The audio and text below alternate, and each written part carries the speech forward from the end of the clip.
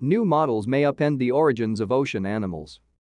A study offers new context for a pivotal step in the evolution of life on Earth, the dramatic proliferation of animal life, hundreds of millions of years ago, in the ancient sea.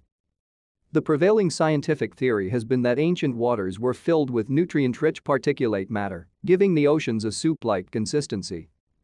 In that scenario, early animal life, living on the seafloor and shaped like fronds, leaves, and bushes, could feed and thrive without moving.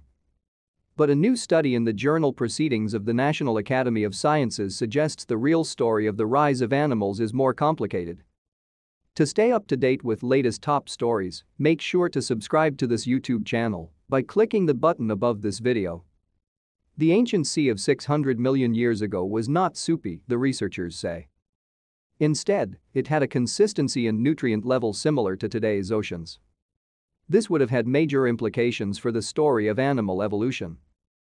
This work is causing us to re-examine the fundamental question of how and why animals emerged and began to thrive on our planet, says co-author Lydia Tarhan, an assistant professor of Earth and Planetary Sciences at Yale University.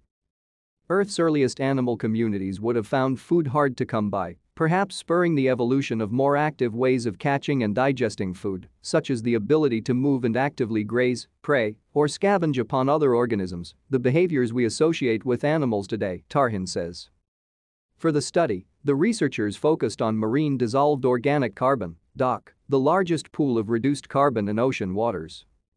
In the modern ocean, DOC plays a key role in regulating atmospheric oxygen and carbon dioxide levels. Yet little is known about the evolution of marine DOC throughout Earth's history. The researchers created a computational model that captures the dynamics of marine DOC in both oxygen-rich and oxygen-poor modern ocean systems. Using this model, the researchers then estimated the size of the marine DOC pool throughout history.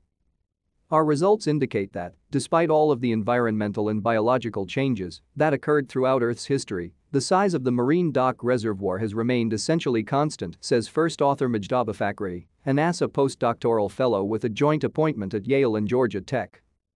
Our findings cast doubt on previous suggestions that a change in marine DOC could have played an important role in driving key biological and environmental events. In addition, the researchers say the study offers valuable information for understanding the history of Earth's carbon cycle. Previously, scientists had theorized that some of the largest disruptions in the global carbon cycle were caused by the oxidation of ancient marine DOC as Earth's oxygen levels began to rise. We show that throughout Earth's history, and regardless of major changes in ocean oxygen levels, the size of this oceanic pool of dissolved organic carbon remained largely constant, Tarhan says. We need to entirely reconsider previous models for what factors drove the emergence of multicellular life, the ecology of Earth's earliest animals, and the causes of major perturbations to Earth's carbon cycle. Additional co-authors are from Yale and Georgia Tech.